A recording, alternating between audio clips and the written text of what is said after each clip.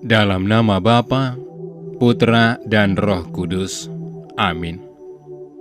Ya Bapa, Tuhan langit dan bumi, kerajaan-Mu Kau wahyukan kepada orang kecil dan rendah hati.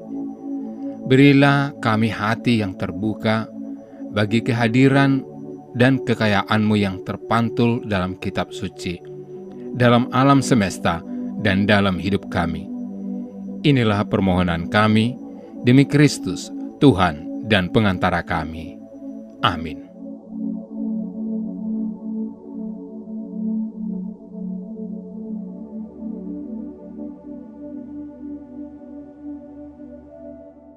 Ketika orang-orang Farisi mendengar bahwa Yesus telah membuat orang-orang Saduki itu bungkam, berkumpullah mereka, dan seorang dari mereka, seorang ahli Taurat, bertanya untuk mencobai Dia.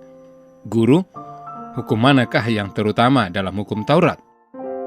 Jawab Yesus kepadanya, "Kasihilah Tuhan Allahmu dengan segenap hatimu, dan dengan segenap jiwamu, dan dengan segenap akal budimu. Itulah hukum yang terutama dan yang pertama.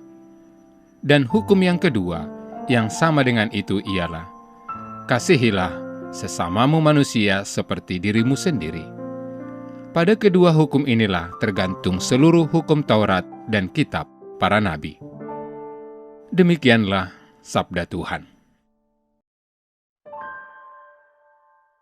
Saudara-saudari yang dikasihi Tuhan, kekristenan dan kasih tak terpisahkan dan menjadi satu kesatuan. Tidak ada kekristenan tanpa kasih. Kasih itu juga harus menjadi bagian kehidupan orang Kristen. Jika ada orang Kristen yang tidak punya kasih, sia-sialah kekristenannya. Mengapa kasih sangat penting bagi kita sebagai orang percaya? Karena kasih itu adalah suatu perintah yang harus kita taati, bukan suatu himbauan atau sekedar saran. Tuhan Yesus menegaskan, "Kasihilah Tuhan Allahmu dengan segenap hatimu, dan dengan segenap jiwamu, dan dengan segenap akal budimu."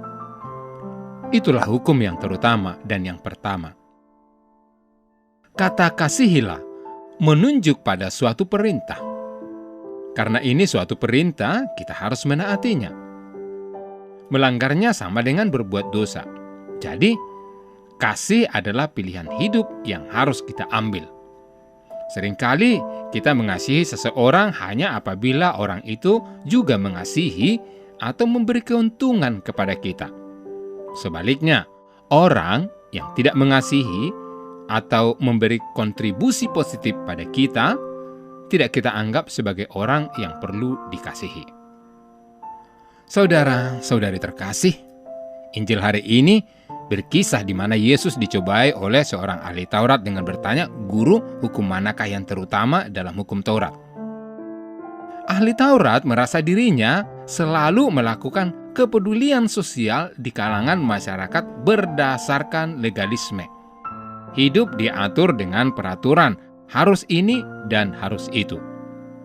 Yesus kemudian memberikan jawaban, hukum yang utama dan pertama adalah mengasihi Tuhan, dan hukum yang kedua yaitu mengasihi sesama. Pertanyaannya adalah, mengapa harus mengasihi? Saudara-saudari yang dikasihi Tuhan, kalau manusia diciptakan untuk mengasihi Allah dan sesama, pertanyaannya adalah mengapa Allah menciptakan manusia dengan kodrat seperti ini? Jawabnya jelas, karena kita menemukan kebahagiaan di dalam kasih kepada Tuhan dan tidak di dalam hal-hal lain. Kalau kita ingin mendapat penghiburan dan kekuatan di dalam hidup ini, kita harus kembali kepada Tuhan. Kita harus mengasihi Tuhan. Mari kita lihat orang yang paling berbahagia di dunia. Tanyalah, apakah dia mengasihi Tuhan? Sebab jika ia tidak mengasihi Tuhan, ia sebenarnya tidak sungguh-sungguh berbahagia.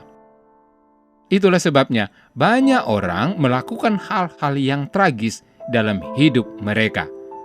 Sebaliknya, jika kita menemukan orang kelihatannya paling tidak bahagia di mata dunia, namun kalau ia mengasihi Tuhan, maka ternyata ia adalah orang yang paling bahagia. Dalam arti yang sesungguhnya, dalam segala sesuatu. Saudara-saudari yang dikasihi Tuhan, seringkali bukan kasih yang meninggalkan kita, tetapi kitalah yang meninggalkan kasih itu. Bukti kalau ada kasih di dalam kita adalah kalau kita mengasihi Tuhan dan juga sesama. Kalau kita berkata bahwa kita mengasihi Tuhan, tetapi bukti mengasihi orang lain itu tidak ada, berarti kita belum sampai kepada kasih kepada Tuhan. Ibarat burung terbang, kita membutuhkan kedua sayap itu, mengasihi Tuhan dan mengasihi sesama. Tuhan memberkati.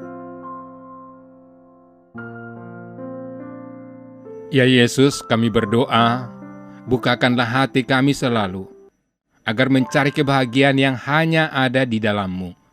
Mampukan kami untuk sungguh dapat menemukannya di dalam-Mu, ya Tuhan. Kuatkan dan teguhkan kami untuk dapat mewujudkannya, mengasihi-Mu dan sesama kami. Kami antarkan doa ini dalam nama-Mu yang kudus, Tuhan dan Penyelamat kami. Amin.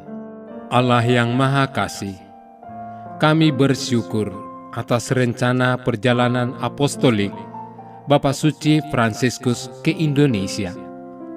Semoga perjalanan ini menjadi pengalaman iman yang mempererat persaudaraan dalam keanekaragaman, memperkuat bela rasa kepada saudari-saudara kami yang miskin, lemah, tersingkir, dan menderita. Kami mohon kepadamu, berilah kesehatan yang baik bagi Bapak Suci, agar rencana kedatangannya menjadi berkat bagi gereja dan bangsa Indonesia. Semoga kehadirannya membawa sukacita Injil dan membangkitkan pengharapan bagi terciptanya kerukunan, kedamaian, dan kebaikan bersama Bunda Maria, Ibu dan Teladan Iman, serta Bapak Yosef, mempelainya yang amat setia. Kami serahkan siapapun yang terlibat dalam persiapan dan pelaksanaan kunjungan apostolik Bapak Suci ini ke dalam kuasa kasih-Mu. Dengan pengantaraan Kristus, Tuhan kami. Amin.